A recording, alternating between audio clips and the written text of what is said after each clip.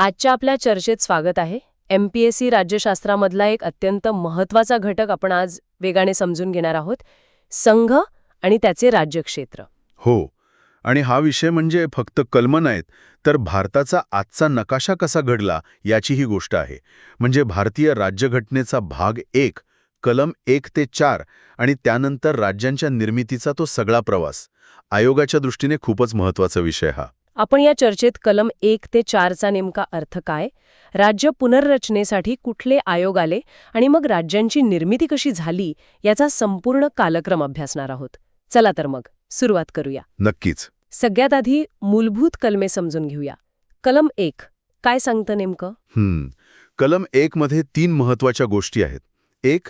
देशाचं नाव. ते स्पष्ट करतं इंडिया दॅट इज भारत. 2. देशाचं स्वरूप. हा राज्यांचा संघ आहे म्हणजे युनियन ऑफ स्टेट्स. आणि 3. भारताच्या राज्यक्षेत्रात काय काय येतं, तर घटक राज्ये, केंद्रशासित प्रदेश आणि भविष्यात आपण जे प्रदेश संपादित करू ते सुद्धा. ठीक आहे. आता कलम 2 आणि 3 इथे नेहमीच विद्यार्थ्यांचा गोंधळ होतो, तर यातला नेमका फरक आपण स्पष्ट करूया का? हो, अगदी सोप्या भाषेत सांगतो. कलम 2 हे बाहेरून येणाऱ्यांसाठी आहे. म्हणजे जो प्रदेश आज भारताचा भाग नाहीये त्याला देशात दाखल करून घ्यायचं असेल तर कलम 2 वापरलं जातं. आणि कलम 3? आणि कलम 3 आहे देशांतर्गत बदलांसाठी. म्हणजे जी राज्य आधीपासून आहेत त्यांच्या सीमा बदला, नाव बदला किंवा 2 राज्यांमधून एखादं नवीन राज्य तयार करा. हे सगळे बदल येतात कलम 3च्या अंतर्गत. आणि कलम 3 बाबत एक अत्यंत महत्त्वाचा मुद्दा आहे, जो परीक्षेत हमखास विचारला जातो. बरोबर. कलम 3 नुसार कोणताही बदल करायचा असेल तर त्यासाठी राष्ट्रपतींची पूर्वसंमती आवश्यक असते. अच्छा. आणि राष्ट्रपती ते विधेयक संबंधित राज्याच्या विधिमंडळाकडे त्यांचं मत जाणून घ्यायला पाठवतात. पण राज्याने दिलेलं मत केंद्रावर बंधनकारक नसतं. थांबा, म्हणजे राज्याने हो म्हटलं किंवा नाही म्हटलं तरी संसदेला जे करायचे ते ती करू शकते? अगदी. आणि म्हणूनच भारताला भंजक राज्यांचा अभंजक संघ असं म्हणतात. म्हणजे indestructible union of destructible states. समजलं. संघ म्हणजे देश नष्ट होऊ शकत नाही, पण राज्यांच्या सीमा सहज बदल शकतात. हो. आणि शेवटचं कलम 4. कलम 4 हे स्पष्ट करतं की कलम 2 आणि 3 अंतर्गत केलेले बदल हे कलम 368 नुसार घटनादुरुस्ती मानले जाणार नाहीत. ते संसदेत साध्या बहुमताने पारित होतात. हा मुद्दा सगळ्यांनी लक्षात ठेवावा. म्हणजे देशाचा नकाशा बदलणं हे घटना बदलण्यापेक्षा सोपं आहे. स्वातंत्र्यानंतर याच अधिकारावरून भाषावार प्रांतरचनेची मागणी सुरू झाली की नाही? हो. आणि ती मागणी प्रचंड जोर धरू लागली. यावर विचार करण्यासाठी सरकारने काही आयोग नेमले. पहिला होता SK दार आयोग. जून 1948 मध्ये. बरोबर. दार आयोगाने स्पष्ट शिफारस केली की राज्यांची पुनर्रचना भाषेच्या आधारावर नकोच, ती प्रशासकीय सोयीनुसार व्हावी. म्हणजे भाषेच्या आधाराला त्यांनी सरळ नकार दिला. यानंतर मग काँग्रेसने स्वतः एक समिती नेमली, JVP समिती. हो. डिसेंबर 1948 मध्ये.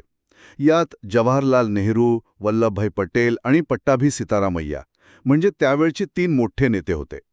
या समितीने सुद्धा भाषिक आधाराला थेट अनुकूलता दर्शवली नाही, पण त्यांनी छोटीशी शक्यता ठेवली. काय म्हणाले ते? ते म्हणाले की भाषा हा राज्यांच्या पुनर्रचनेचा एक घटक असू शकतो. पण याच दरम्यान एक मोठी घटना घडली, ज्यामुळे सरकारला आपलं धोरण बदलावं लागलं. अगदी. ती घटना म्हणजे आंध्र प्रदेशची निर्मिती. पोट्टी श्रीमालुलू नावाच्या गांधीवादी नेत्याने 56 दिवस उपोषण केलं आणि त्यातच त्यांचा मृत्यू झाला. आणि मग प्रचंड मोठा जनक्षोभ उसळला. हो. आणि त्यामुळे सरकारला नमते घेत ऑक्टोबर 1953 मध्ये आंध्र प्रदेश हे पहिलं भाषिक राज्य निर्माण करावंच लागलं. यानंतर मग सरकारने यावर एक कायमस्वरूपी तोडगा काढण्यासाठी फाजल अली आयोगाची स्थापना केली. हा तर आयोगाचा आवडता प्रश्न आहे. नक्कीच. डिसेंबर 1953 मध्ये हा आयोग स्थापन झाला. अध्यक्ष होते फाजल अली आणि त्यांच्यासोबत होते KM पण्णीकर आणि HN कुंजरू. या आयोगाच्या शिफारशी खूप महत्वाच्या आहेत.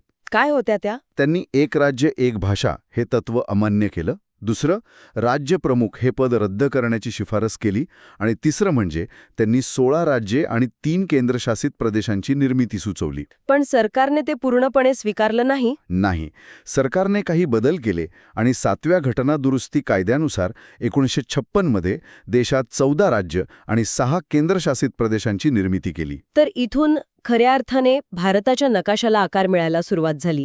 आता आपण राज्यांच्या निर्मितीचा क्रम पाहणार आहोत. हा क्रम आणि संबंधित घटनादुरुस्त्या पाठच असायला हव्यात, नाही का? हो, अगदी. सुरुवात करूया 1960 पासून. बॉम्बे पुनर्रचना कायदा. बरोबर. त्यातून महाराष्ट्र आणि गुजरात ही 2 राज्य निर्माण झाली. मग 1961 मध्ये 10व्या घटनादुरुस्तीने दादरा व नगर हवेलीचा समावेश झाला. त्यानंतर लगेचच 1962 मध्ये 12व्या घटनादुरुस्तीने गोवा, दमण व दीव यांचा समावेश झाला. मग 1963 साली नागालँड राज्याची निर्मिती झाली. ही होती 13वी घटनादुरुस्ती. आणि 1966 साली शहा आयोगाच्या शिफारसी. हो, त्यानुसार पंजाब, हरियाणा आणि चंदीगडची निर्मिती झाली. आणि मग 1970 मध्ये हिमाचल प्रदेशला राज्याचा दर्जा मिळाला. यानंतर 1972 मध्ये ईशान्य भारतात मोठी उलथापालथ झाली. अगदी. ईशान्य क्षेत्र पुनर्रचना अधिनियम 1971 नुसार 1972 मध्ये मणिपूर 19वे, त्रिपुरा 20वे आणि मेघालय 21वे या 3 राज्यांना एकाच वेळी राज्याचा दर्जा मिळाला. आणि सिक्कीमचा प्रवास तर थोडा वेगळा आहे. त्यावर हमखास प्रश्न येतो. हो, आणि तो लक्षातच ठेवायला हवा.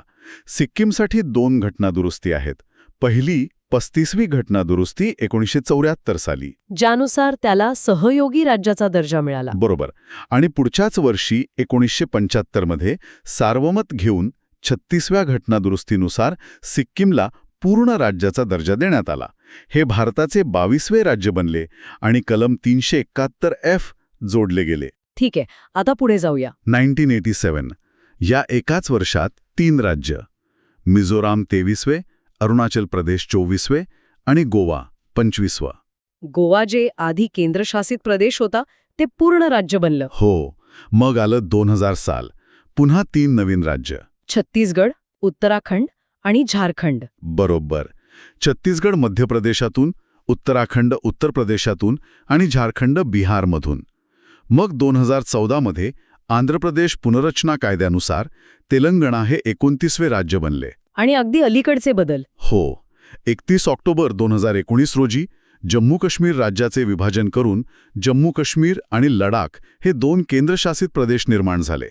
आणि 26 जानेवारी 2020 रोजी दादरा नगर हवेली आणि दमण दीव या 2 केंद्रशासित प्रदेशांचे एकत्रीकरण करण्यात आले. वाह, हा सगळा घटनाक्रम आपण पाहिला. पण काही आणखी महत्त्वाचे मुद्दे आहेत जे थेट परीक्षेत विचारले जातात, जसे की संस्थानांचे विलिनीकरण. 3 संस्थाने कायम लक्षात ठेवावीत: जुनागड, सार्वमताने, हैदराबाद पोलीस कारवाई म्हणजे ऑपरेशन पोलो, आणि काश्मीर. विलिनीकरण कराराद्वारे. अगदी. मेघालय राज्याच्या निर्मितीबद्दलही एक विशेष नोंद आहे, असं तुम्ही मगाशी म्हणालात. हो. मेघालयाला 1972 मध्ये पूर्ण राज्याचा दर्जा मिळण्यापूर्वी 22व्या घटनादुरुस्तीनुसार म्हणजे 1969 मध्ये आसाममधील एक उपराज्य सब स्टेट म्हणून दर्जा देण्यात आला होता. हा एक वेगळा प्रयोग होता. अच्छा.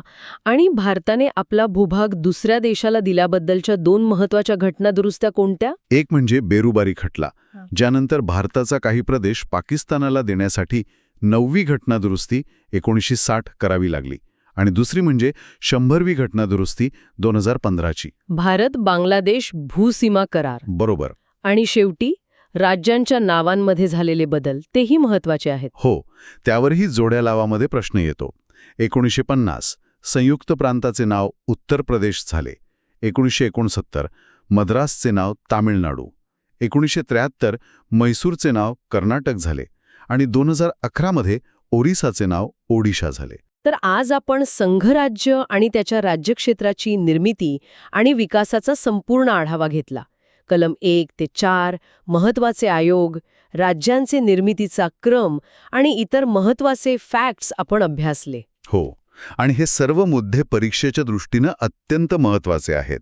राज्यांची निर्मिती, त्यांच्या सीमा आणि नावांमधील बदल ही एक ऐतिहासिक आणि राजकीय प्रक्रिया आहे जी आजही थांबलेली नाही. निश्चितच. या चर्चेतून मिळालेल्या माहितीचा खूप उपयोग होईल. जाता जाता एक विचार करण्यासारखा मुद्दा सोडून जातो. सुरुवातीला राज्यनिर्मितीचा आधार भाषा होता, मग प्रशासकीय सोय आली. पण आता विकासाचा असमतोल हा नवीन राज्य मागण्यामागे एक प्रमुख घटक बनत आहे. या बदलत्या मागणीमुळे भारताचा संघराज्यात्मक रचनेवर भविष्यात काय परिणाम होऊ शकतो याचा विचार करायला हवा.